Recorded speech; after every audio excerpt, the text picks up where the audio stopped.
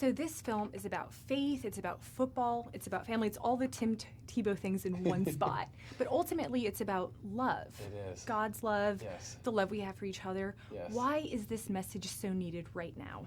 Well, because life's not always easy.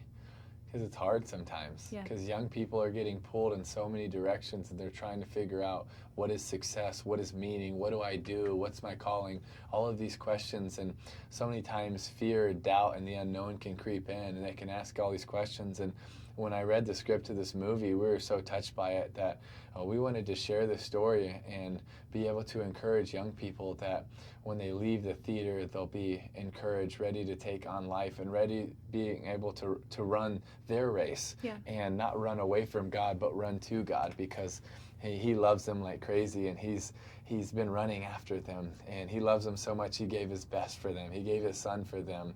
And it might feel sometimes like you're alone and it might feel sometimes like the world is really hard. But there's a God that loves you so much and he wants to know you and he wants to have a personal and intimate relationship with you. Yeah. And it also, running the race, it means that there's a finish line. Right. And it means that there's a goal, but we're kind of changing that goal. The goal is not winning. The goal is not first place. The goal is having meaning. The goal is having significance. And you can really see that in the main characters in this movie. The goal was to be able to get out of their town, to get a scholarship, to make it. But making it changes when you know God.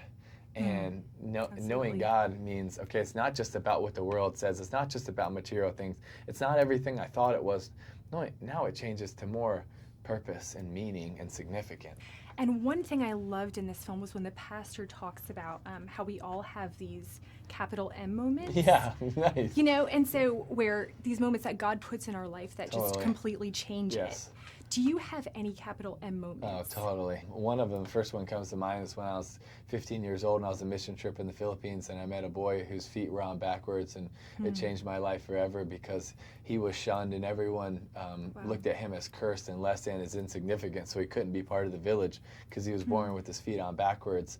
And I knew at that moment, leaving that village after praying with that young boy to put his faith in Jesus, that what I was called to do for the rest of my life was to fight for people that can't fight for themselves. Yeah. And that was a capital M moment for me. What advice or encouragement would you offer young people, would you offer millennials about running the race well in this culture where just there's so much opposition and so many obstacles? Yeah, that's a really good question. I would say that it's understanding what identity and success and significance really are. Yeah. The world is going to tell you that it's about your social media followers. It's going to tell you about how popular you are. It's going to tell you how many likes you get when you post something. And I'm going to tell you that that truly doesn't matter. What matters is that there's a God that desperately loves you and he wants to know you. And there is a purpose and a reason for you being here. And we can learn that in Ephesians 2:10. That you are his workmanship, you're his poem, you're his masterpiece. He loves you and he has a great plan for your life. You matter.